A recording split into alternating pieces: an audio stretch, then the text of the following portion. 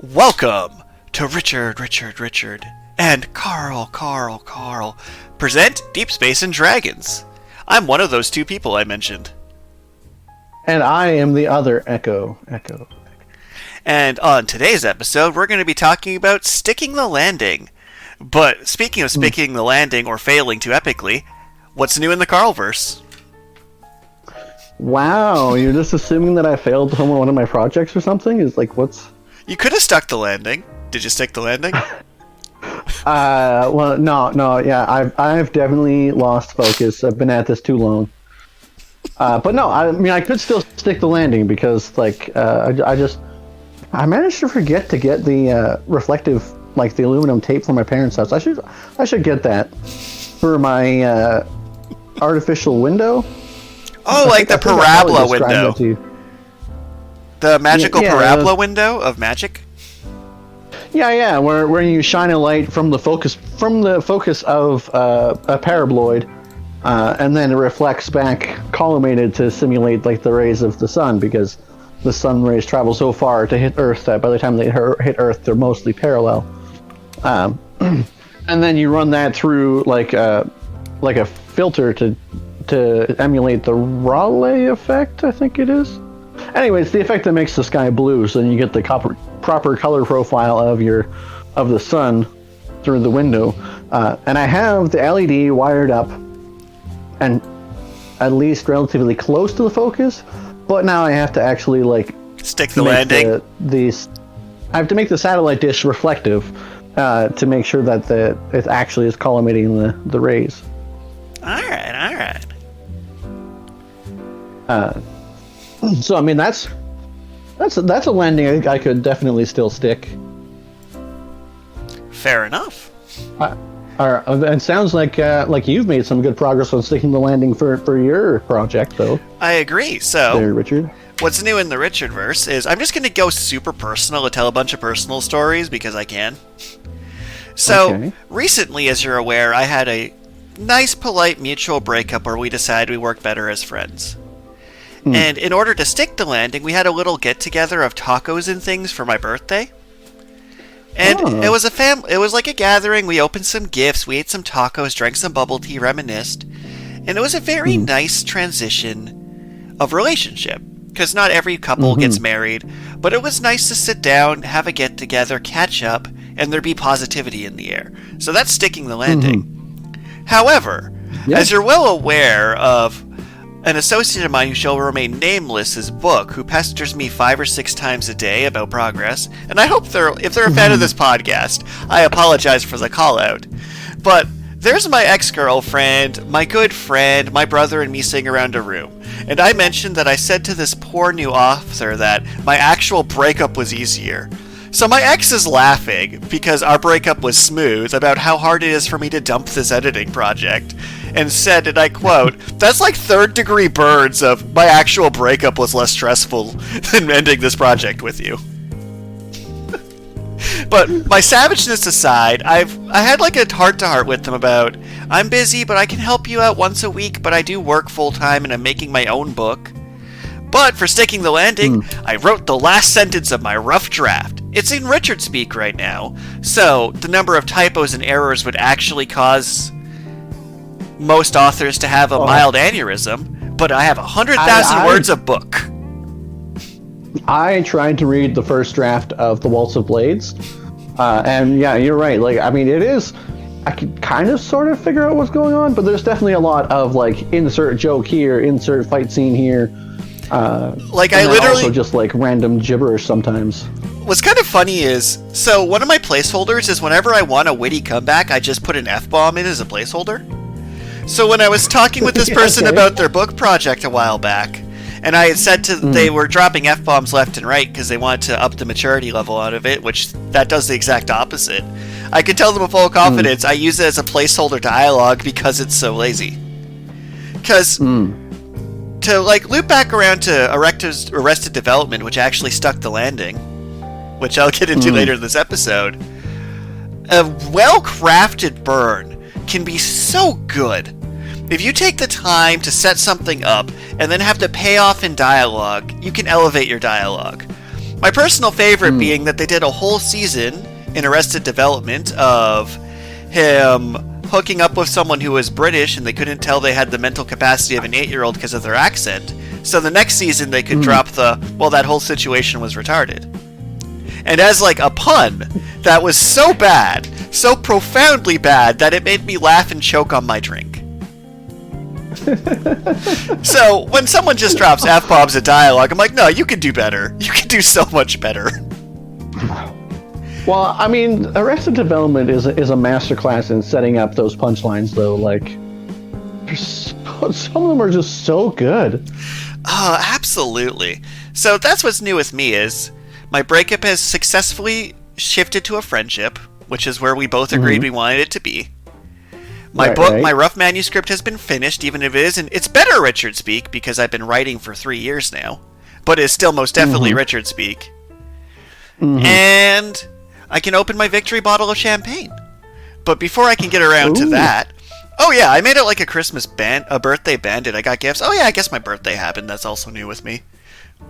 But depending when this episode is released, you did mention in passing that it was a birthday get-together about tacos. I mean, tacos are great. Taco and bubble tea heals most wounds. It's like, sure, emotional damage and potential awkwardness weighed on me, but they were bringing tacos and gifts for me. Were you about to be like, one bubble tea, please? No. Well, I mean, I have done that. Thank you for bringing up painful memories about awkward bubble tea experiences. Landing sticked. But you had a story. I heard your brain gears turning, so go for it. No, I don't. I want to, in the least spoilery way possible. There's a YouTuber. I think his name is Alan He or something like that. Anyways, he does all these how to like. The one video is how to manage your failure. And he's pretending he's an Asian parent talking to his kids, and it's like, this is how you manage your failure. And he's talking about the kids. You know, it's kind of, it's a pretty savagely funny. I mean, maybe it wouldn't be funny to someone who's Asian, but the guy is Asian, so I mean, maybe that's what makes it even more funny. Well, I'm just going to give a little disclaimer here.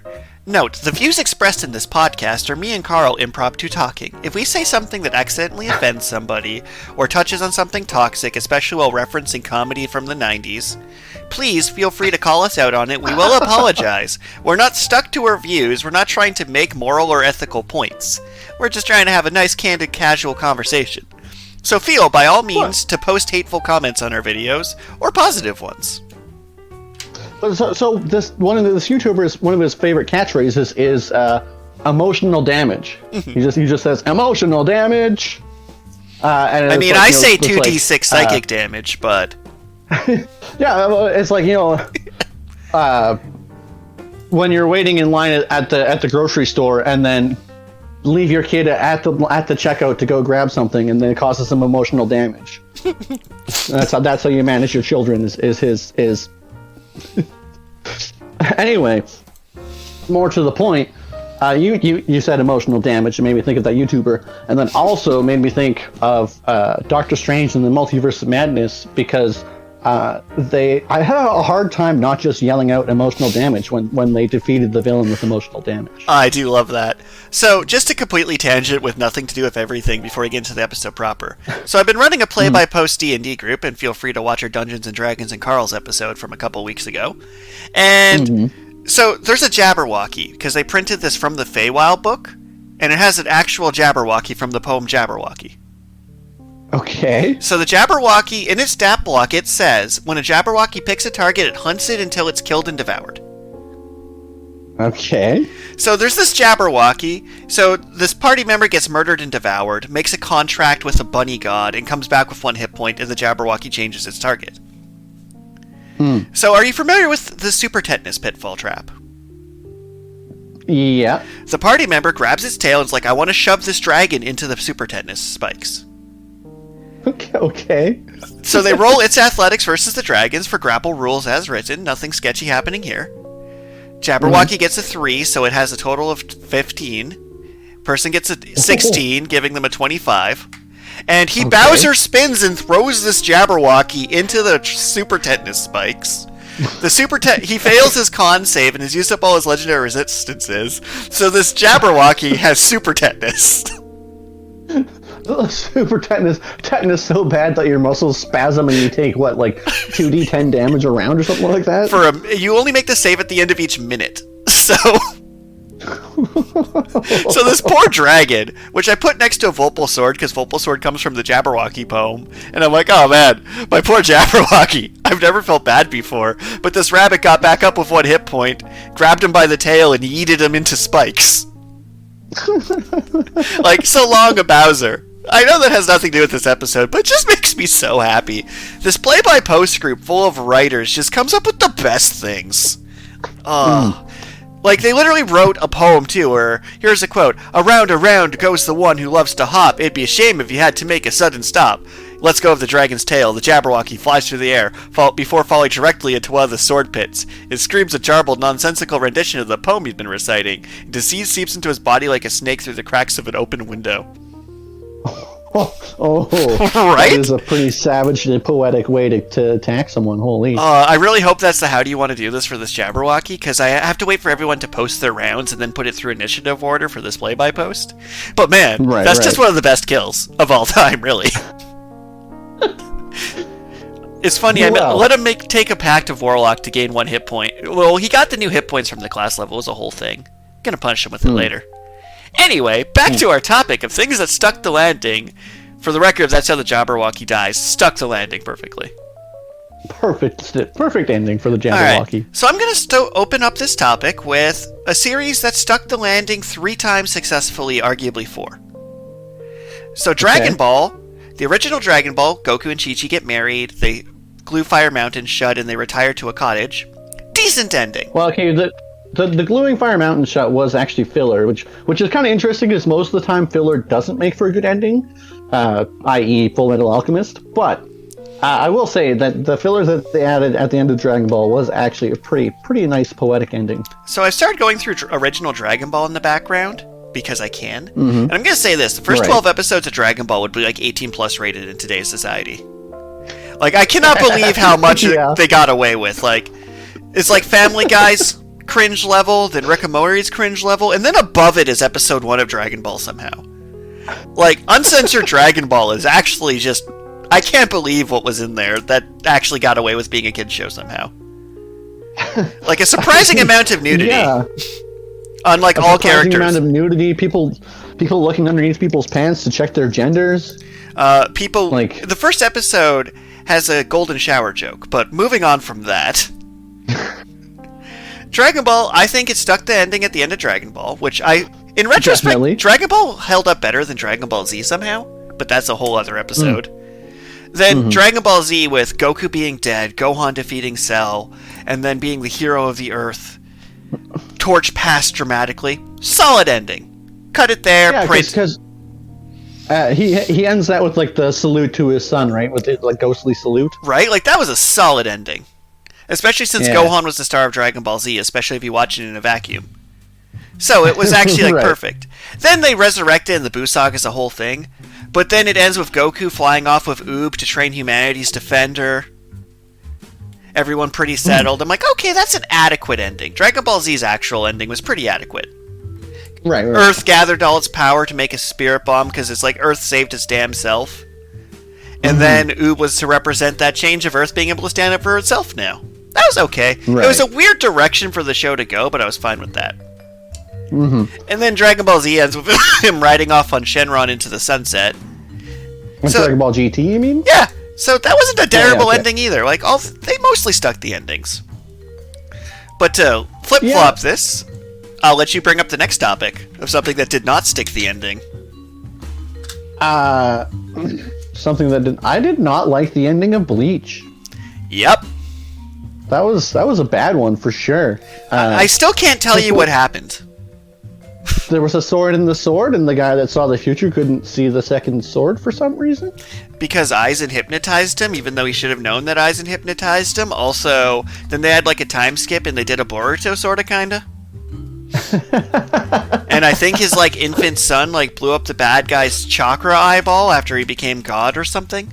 Like, I can't tell you what happened. And to our viewers who've been following, you probably noticed I'm a nerd repository. Like, I could tell you ox, tiger, falcon. No, it's ox, tiger, hawk, tiger is the hand signs for fire style jutsu. So, but I could not tell you what happened at the end of Bleach, and I've read that like 5 or 6 times. Well, it just didn't make sense. Well, that was definitely one of those series where the bad guy had already won, and we were still watching the heroes struggle against him for some reason. But I will say, if we roll back to Bleach's first ending of Ichigo trades his entire Soul Reaper power to one-shot Aizen, then retires into the sunset, was actually a stronger ending. Because you set up Aizen as a bad guy from like episode 2.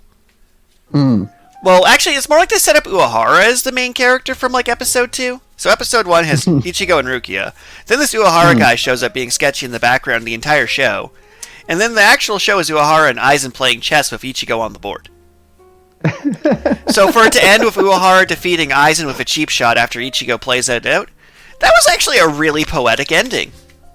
Because Ichigo was just kind of used the whole time and was a piece on this board, which made sense. Well, and then like... I'm not saying that ending was good, I'm saying it was much better. Well, I mean, Urahara had a whole bunch of like backstory and stuff going on with Aizen, so it was like for him to act as a character arc. Urahara actually finished a character arc. Oh yeah, and it was also weirdly the correct ending for Aizen's character arc, where Aizen's character arc was to become basically a god, and then got stomped by his own ego.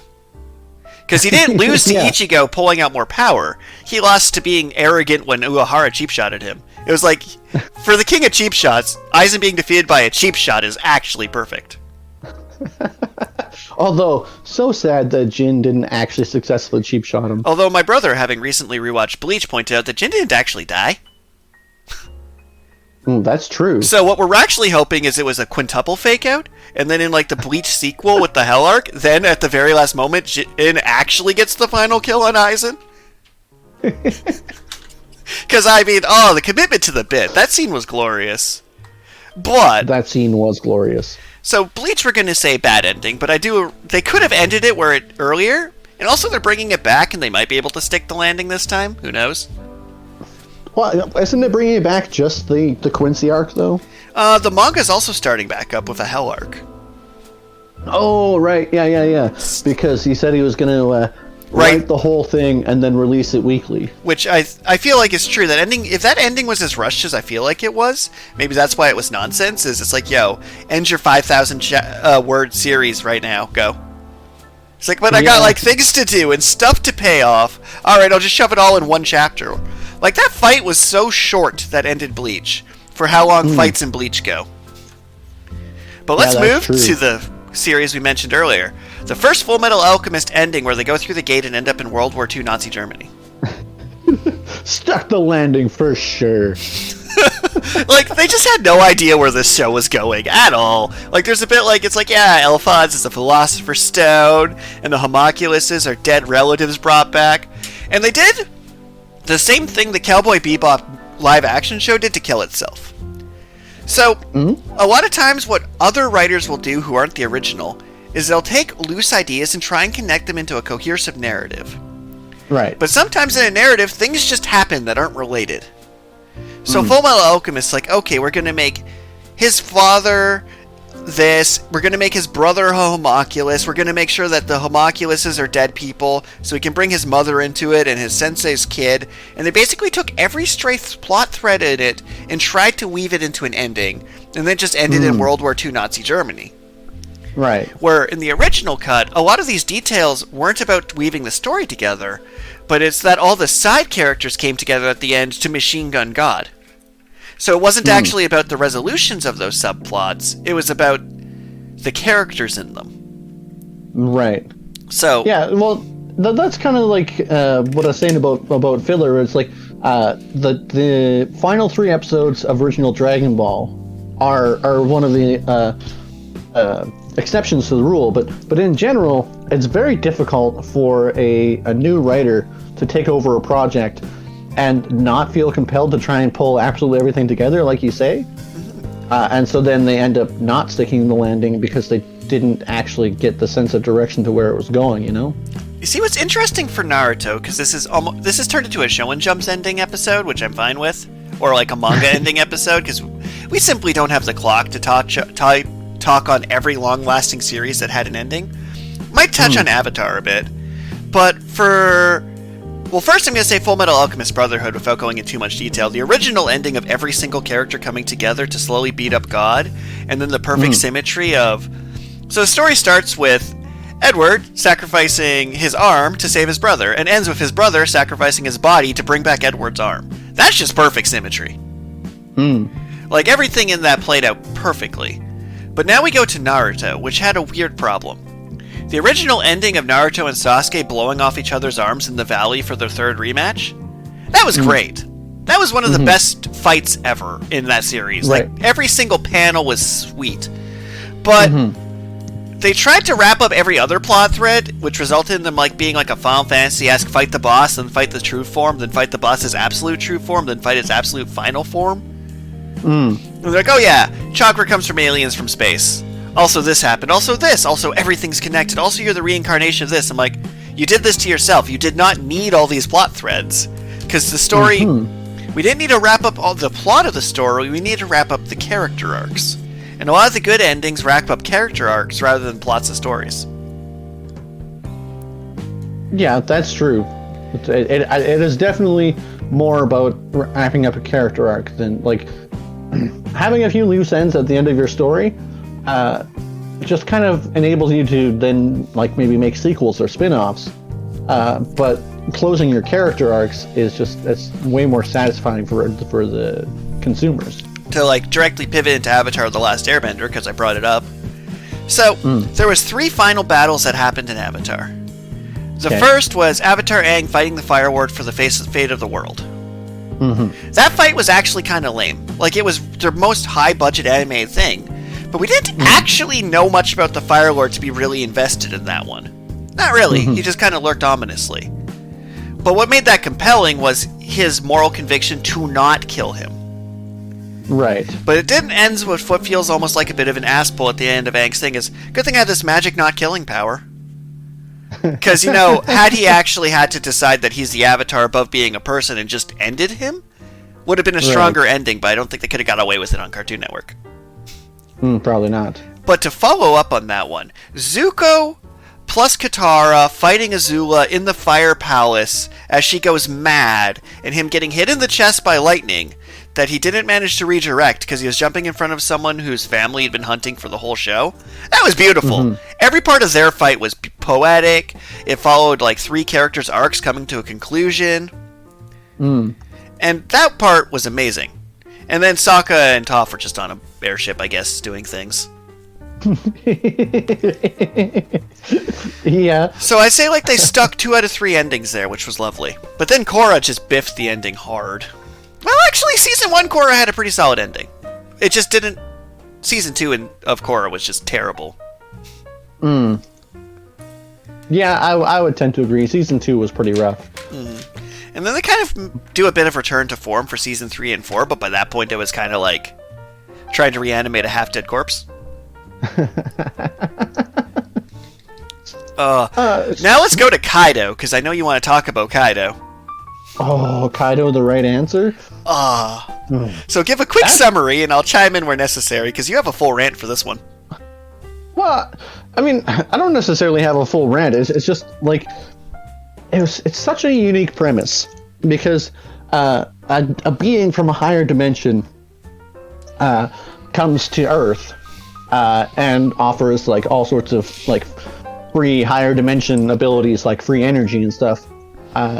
And he just happens to be... he has to negotiate with like the world's best negotiator from Japan or something like that. Like he like knows how to negotiate, and he's like, okay, the negotiator guy is suspicious because, like, why is he giving him this free stuff? What does he want in return?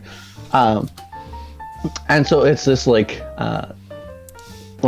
almost political thriller as like he's trying to negotiate to like get people that have been captured in this like weird cube thing out, or like trying to negotiate to like figure out what this higher dimensional being wants.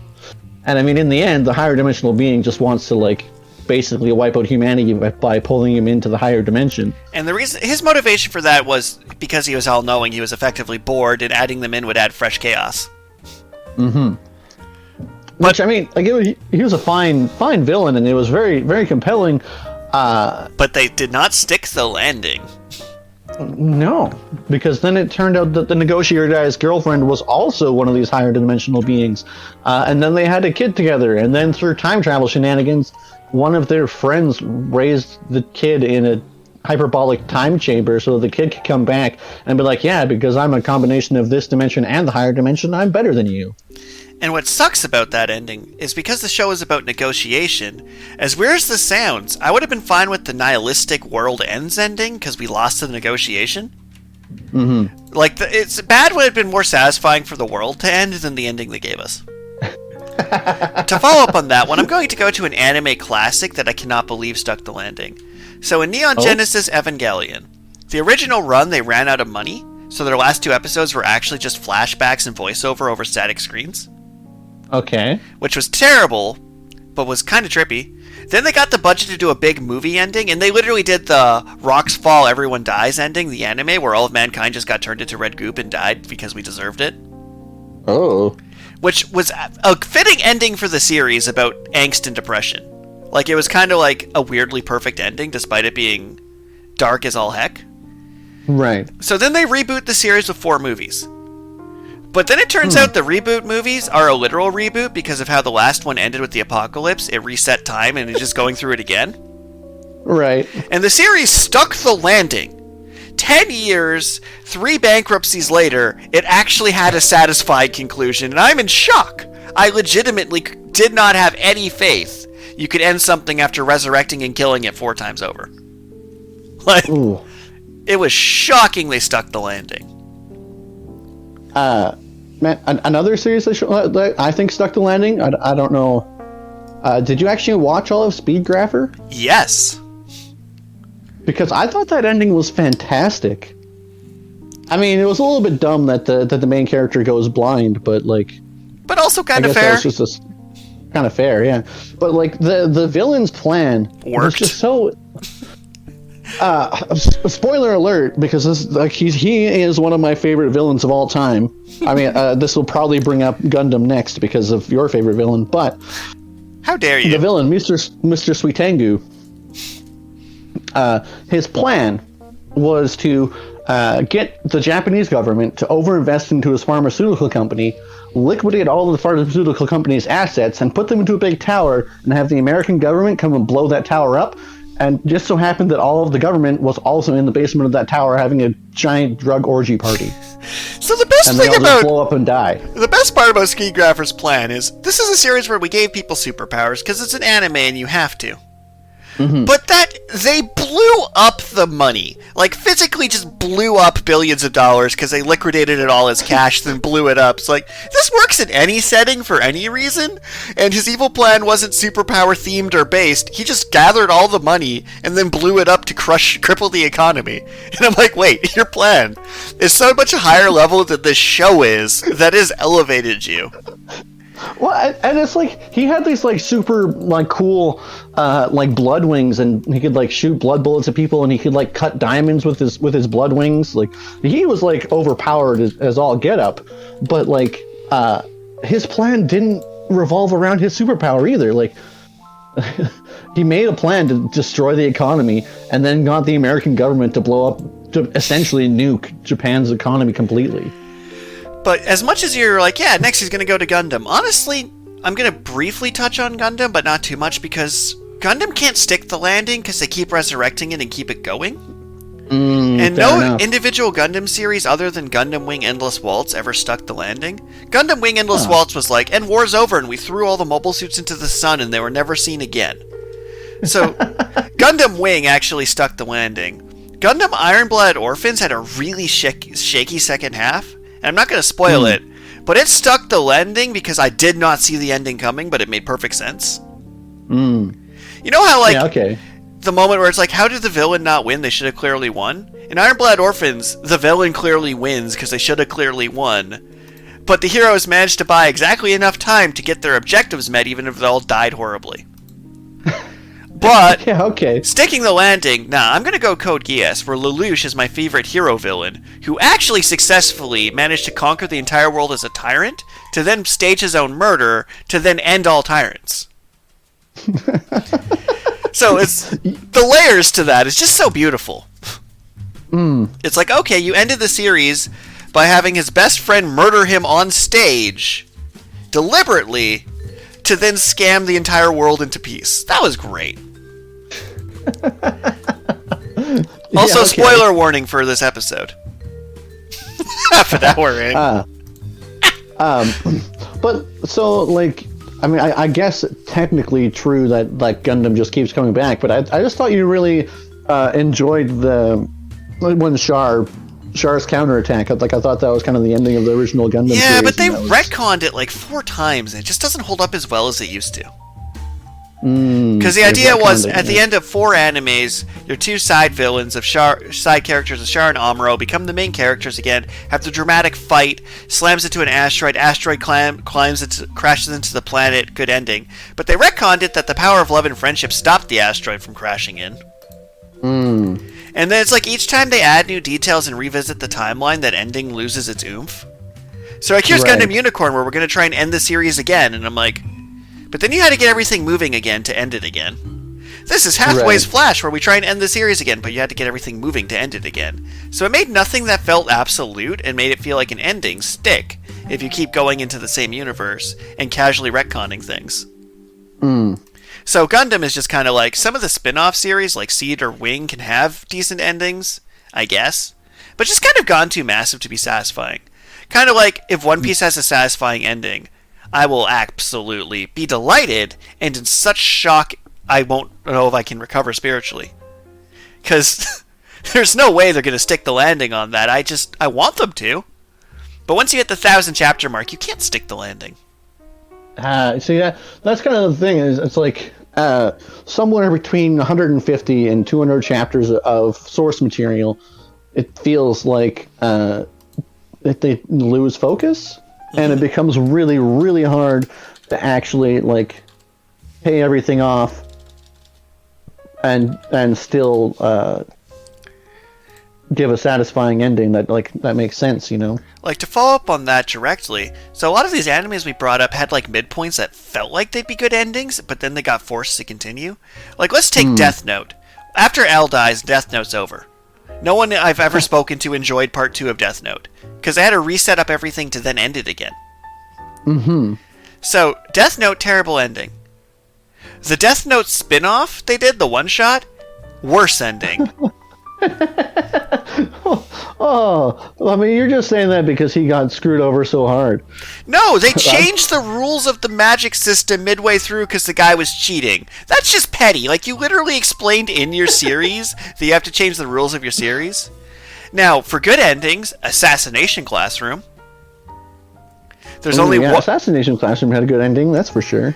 There's only one way it could have ended, with them assassinating the teacher, and they actually did it. I really didn't think they'd have the courage to pull through with it.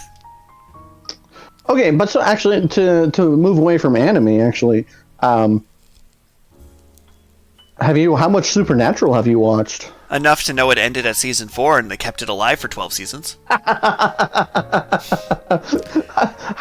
was curious, because it's like it definitely had a very nice poetic ending, and then they're just like, and we're just going to keep going. It's like, what? A lot of live action shows, they could stick the landing, but they don't. So to go into this, like, Arrested Development stuck the landing the first run. They literally did that parallelism I like of, they went to a boat to celebrate their success, everything imploded, his mother went to jail, and then he drove off with his son in a briefcase of cashier checks. Right, and then it was like they ran out of money, they weren't renewed, so that was the end. But it was a really good ending. Everything blew up around them. It's so hard for a comedy to actually stick the landing. Then it got resurrected, and they kind of stuck the landing again, but it wasn't as good as the first ending. It's kind of like Big Bang Theory managed to go for 12 seasons when the core concept was solved by like season 4, where it's like, oh, now they have their relationship and it's terrible and we want both of them to suffer because we didn't let them just kind of happily ever after into the sunset. Or How I Met Your Mother having one of the most disappointing endings of all time, because obviously he was going to hook up with Robin at the end. That was telegraphed from episode 1. But you made him turn into a terrible person between seasons 6 and 8 or wherever it ended. That you're didn't they say multiple times that he wasn't gonna, that Robin wasn't the mom? They kept trying to misdirect because it was so obvious. But it's like, fair enough. From episode 1, that's clearly the only way this can end that's satisfying, because they would have had to introduce the mother way sooner for it to actually be satisfying. So yeah, like live action shows having satisfying endings. The reason we're mostly talking anime, manga, and cartoons is those typically have much better endings. Because live action shows either get cancelled or run too long. There's no middle ground that I can think of, unless you're doing like a really deliberately designed miniseries. But even then, all the Marvel Disney Plus miniseries end like a Marvel movie. So you're not going to get anything dramatic or closure, because no named character is going to die in a spin-off series. Right? No one's going to retire like Hawkeye's not going to just retire peacefully in a miniseries when we can still use him for movies to make money.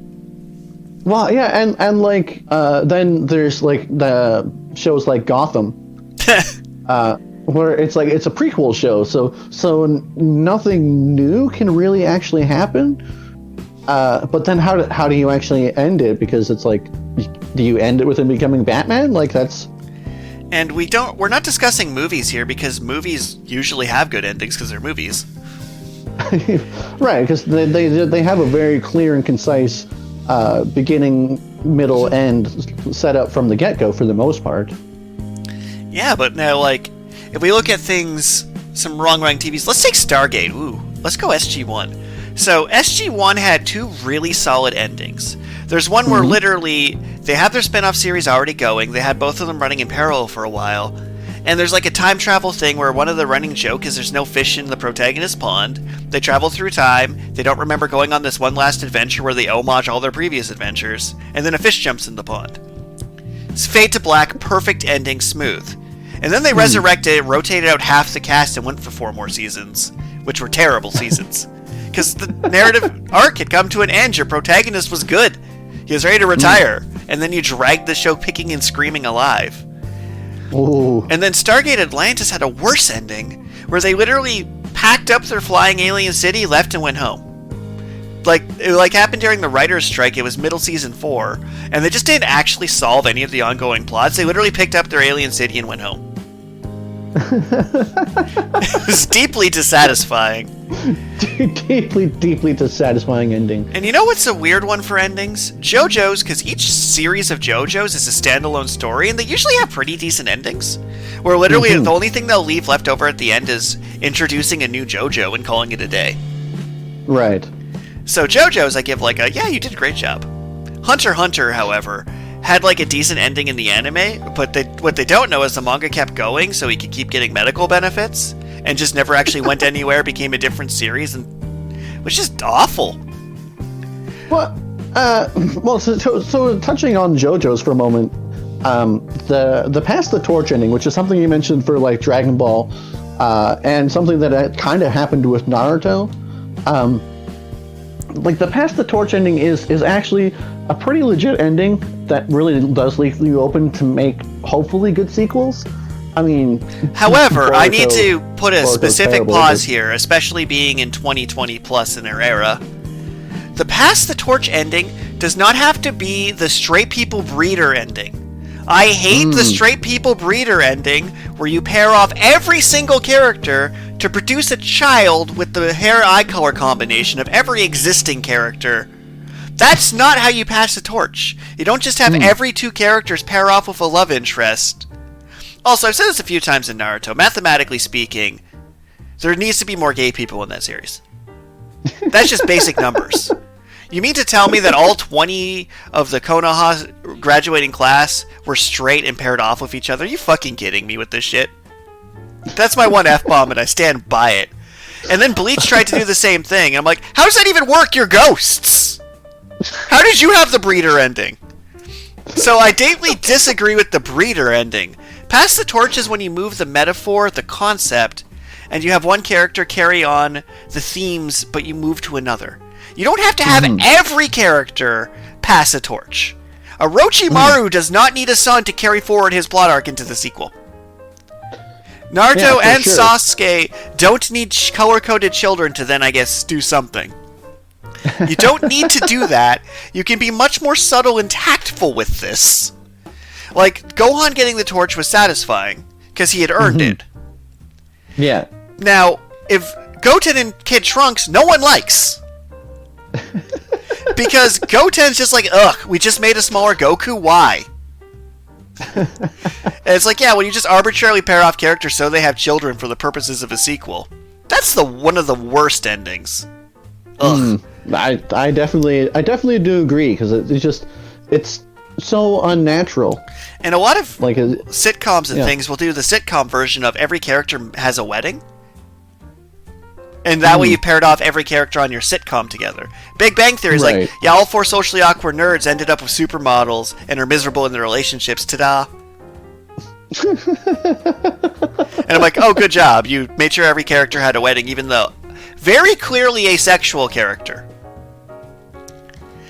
There's a lot of pushback that Sheldon Cooper in that series was very clearly coded as ace, and then they made sure he got married afterward. I'm like, but he does... No.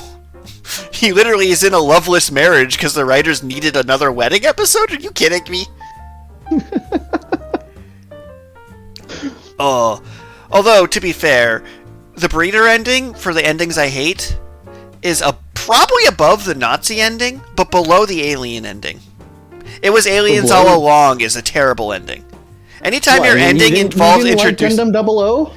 I liked Gundam 00. That's why I'm so mad about an aliens attacked in the movie, and we're going to end it with us communicating with aliens. If your series didn't start with aliens, it can't end with aliens, or I'll be mad at you. Like, could you imagine if Supernatural ended with aliens? I actually could. That wouldn't even have surprised me at that point, honestly. But yeah, to follow up with that, what live action shows can you think of that stuck the ending? Because I have very few examples. Live action shows that stuck the ending. Oh man, Stargate was so close. It hurts me how close they got to sticking it. Sometimes actually, you know which one drives me nuts? Samurai Jack, how close it got to sticking the landing. I guess I have to put on the list is time travel endings. Time travel ending, breeder ending, alien ending. Those are 3 really bad one, and Nazi ending. Those are like the 4 horsemen of terrible endings. The 4 horsemen of terrible endings. That is definitely fair. Because those are just really bad ways to end your show. Meanwhile, Steins Gate stick the landing. They somehow avoided having the bad time travel ending because they planned it from the start. But then it got a sequel, and the sequel just don't watch it, and Steins Gate is great and perfect. Well, Steins Gate also has, it's just a premium example of how to do time travel. Which is shocking, because time travel is just like opening Pandora's box. Also, so many animes just kind of have the ending you'd expect almost. Let's take History's Strongest Disciple, Kenichi. Other than the fact that he fired a spirit bomb for some reason, and the Elder punched a nuclear missile to death, which I was weirdly on board with that part. He's like, and then I grew up to be a martial artist, and I wrote my story in my book, and I married the heroine. I'm like, you're like 80% of the way to the breeder ending. You're not quite there. I don't have to flag it. Because Kenichi could have had the ending where every one of their named characters now has paired off into 2 and have color-coded children. Would have been really easy to do that with how they set up that show. Well, okay, so that's one of the examples, that's probably one of the better endings, because they're just like, you know what?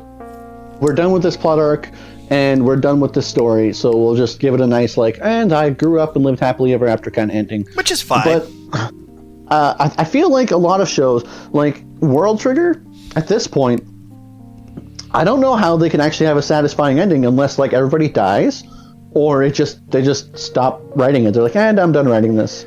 World Trigger's problem is it pivoted into the dumbest thing I've ever seen, where right now they could be planet jumping through alien worlds trying to find their lost robot companion and rescuing their missing teammates. World Trigger could be great right now, and that's why I'm so bitter. Is you ended your tournament arc, and now we get to see them planet hop and fight aliens and ride robot wolves. No, it's more tests. They're literally just doing algebra homework in a room. Really? I mean, okay, so this is kind of still a tangent, but they did warn us in one of the earlier chapters. They said that the higher ups wanted this to be the longest and most intense training for the away missions they've done so far. So they're showing us them doing homework in a room and talking about flour to make bread. That's not a good story. Just because they've spent 20 chapters on 3 days worth of content. Actually, no, I think it's 20 chapters on 2 days because they're at the start of day 3 now. They're moving slower than Luffy fighting Kaido on the roof, which is longer than the Frieza fight. Do you think that that One Piece is actually going to end anytime soon? Probably. That's definitely one that has very carefully set up the pieces and has not added more. Despite going for over 1,000 chapters, it has actually maintained focus. So, as it stands, they mentioned pretty early on that there's the 4 warlords of the sea. Mm-hmm. They've taken down 2 of them. 2 of them are dead. They are dead. Right. One of them had their heart ripped out, then stabbed and stepped on. The last 2 emperors are Shanks, the guy who gave Luffy a straw hat at the start of the show, and Blackbeard, the recurring villain through the entire show. So the only 3 directions the show can go are dealing with the Marines, the protagonist's childhood idol, or the villain who's been running the entire show in the background. I'm happy with all 3 of those. Those are all good places for it to go next. So realistically, those are only 3 things left to go, so in the next 7 years we could hit the end of One Piece. You know what series stuck the landing better than it deserved? Oh? Original Yu-Gi-Oh! Original Yu-Gi-Oh! So, he travels back in time to watch the Pharaoh's memories. They do awesome stone tablet duel monstering. And then Yugi and Yami Yugi have a duel in front of the Pharaoh's tomb where he defeats him so he can move on to the afterlife. Huh. They nailed it! That is interesting. I mean, they then made straight-up spin-offs, but they didn't continue the same stories. And if your sequel doesn't contain any of the characters from the original, other than the odd cameo, I don't count it as part of the same show. Fair enough. Oh, you know what's another one that stuck the landing really well? I don't know if you ever watched Ghost in the Shell Standalone Complex. No, I never actually did watch that one. It had a pretty masterful ending. And I'm not going to touch too much on that. But it did actually one of those things where it's like, oh, all your little side plots and things came together in a satisfying way. Let's see. But yeah, live action shows. I don't think you found an example of one that stuck the landing. As I go on unrelated tangents on World Trigger. Oh, fucking World Trigger. Well, yeah. Well, I mean, I'm having a hard time thinking of live action shows because, like, most of the time, a live action show will reach a point where it's like they could end here, and then they don't because they got renewed for another season, and it's like, but you ended. That was it. That was where it was supposed to end. But like, nope, keep going. One show I watched relatively recently was Orphan Black, and it actually had a really satisfying ending. Where it's like, okay, you actually took down the main antagonist, the protagonist has found their common ground, and it was pretty happily ever after. An ending I didn't mention because it doesn't come up in anime but comes up in live action a lot is the all your characters are still friends and barbecue ending. Where all your characters just meet up a few years later at a barbecue. Brooklyn Nine-Nine did a similar version where most of the characters by the end of it had retired from the police force and then met back together to do a Halloween heist. Yeah, okay. And its main plot arc for its protagonist was actually really satisfying because the first line about him is, his one thing he can't solve is how to grow up. And then it ends with him quitting the police force to raise his child and be an adult. Yeah, okay. I did a couple twists and turns to get there, but I'm like, I could get on board with this. But I think it's about time to wrap up this episode, my friend. Oh yeah, time to stick the landing. Yes, so to wrap up this episode perfectly, thank you everybody for tuning in, and I'm totally going to cut this off mid-sentence. As soon as Karl starts giving his goodbye, I'm just going to click end so we don't stick the landing deliberately. So we don't stick it deliberately, that's rude. Well, what about our shilling for all of our different other things? We're shilling. We'll start next week when my next book gets closer to being in production. For now, just chill. No. No shilling for us this week. We got to not stick this landing. So exactly, don't watch our podcast or our Twitch stream or anything like that. Don't follow me on Instagram or Twitter or Facebook or Patreon. Don't do any of that. Just chill this week. We'll bother you next week for stuff. Take care. Bye. Bye.